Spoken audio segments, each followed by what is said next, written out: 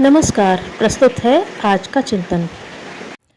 देवयुग प्रज्ञायुग आना है तो उसकी उदीयमान किरणें सर्वप्रथम जागृत आत्माओं का अंतःकरण मथेंगी और अग्रगामियों को उन पंक्तियों में खड़ा करेंगी जिनके साहस एवं मार्गदर्शन का सामान्य जन अनुकरण करते हैं।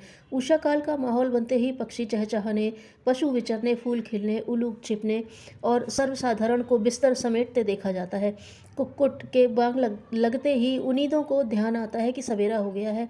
जागृत आत्माओं के आदर्शों की दिशा में उठते कदम अनेकानेकों को अनुगमन का आमंत्रण देते हैं और यदि प्रेरणा मन वचन कर्म से युक्त है तो उसमें वह शक्ति भी रहेगी कि असंख्यों को अनुकरण करने के लिए पद चिन्हों पर चलना पड़े। हनुमान आगे चले तो रीछ वानर भी पीछे न रहे। बुद्ध ने साहस किया तो परिव्राजकों की संख्या लाखों तक पहुंच गई। गांधी ने कदम बढ़ाया तो सत्याग्रही आश्चर्यजनक संख्या में पीछे चलने लगे। धर्म संप्रदायों में भी यही होता रहा है। मनस्वी लोगों ने एकाकी अपनी योजना बनाई, बात कही और उसे पूरा करने में जुट गए। इतना जो कोई भी कर सकेगा उसे यह प्रमाण भी मिलेगा कि वह एकाकी चला तो, पर कुछ ही समय उपरांत सात सहयोगियों की, समर्थकों, प्रशंसकों की कमी नहीं रही। शर्त एक ही है कि लक्ष्य ऊंचा, विश्वास अडिग और प्रयास में प्रखर पुरुषार्थ भरा रहना चाहिए। पुरातन काल में वानप्रस्थी लोग सेवा का व्रत धारण करते थे तो समूचा समाज ही उनके चरणों में नतमस्तक होता था और श्रद्धापूर्वक उनके मार्गदर्शन अनुशासन को अपनाकर कृतकृत्य होता था।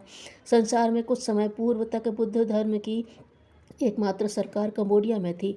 वहाँ प्रचलन था कि हर प्रजाजन जीवन में 1 वर्ष का वानप्रस्थ ले बौद्ध विहार में रहे, साधना और सेवा का कार्यक्रम अपनाए। उस योजना के अनुसार उस देश में उन दिनों हर स्तर के हजारों सुयोग्य लोक सेवी बिना वेतन के मिलते थे। वे देश में अनेकानेक आवश्यकताओं की पूर्ति में निरंतर संलग्न रहते थे। उनकी उपासना को लोक साधना के तवे पर पकाकर परिपक्व करते थे। इन उदारमना लोक सेवियों का आदेश जनता श्रद्धापूर्वक पालन करती थी। फलतः वहाँ अपराधियों की प्रवृत्ति ही समाप्त हो गई थी। सभी लोग मिलजुल कर कमाते, खाते, हंसते हंसाते और सज्जनोचित सादगी अपनाकर कठोर श्रम में लगे रहते थे। इस आधार पर उस देश की शारीरिक, मानसिक, आर्थिक और सामाजिक स्थिति ऐसी सुदृढ़ और समुन्नत रही कि सर्वत्र उसे आदर्श माना और सराहा जाता था। प्राचीन काल की भारतीय वानप्रस्थ परंपरा का यह एक आधुनिक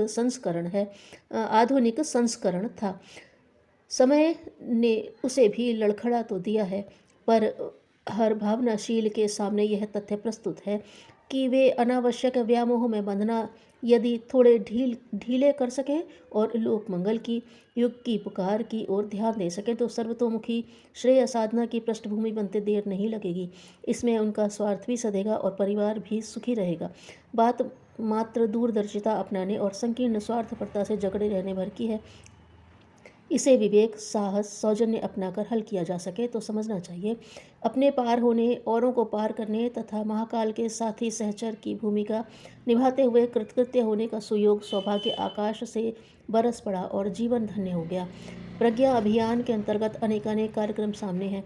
बौद्धिक, नैतिक और सामाजिक क्रांति के अंतर्गत व्यक्ति, परिवार और समाज निर्माण योजना के अंतर्गत अनेकानेक कार्यक्रम प्रस्तुत किए गए हैं। उनमें से अपनी योग्यता और रुचि का कार्य कोई भी चुन सकता है ताकि सेवा साधना के माध्यम से जनसंपर्क सधे और बदले में समर्थन सहयोग बरसे।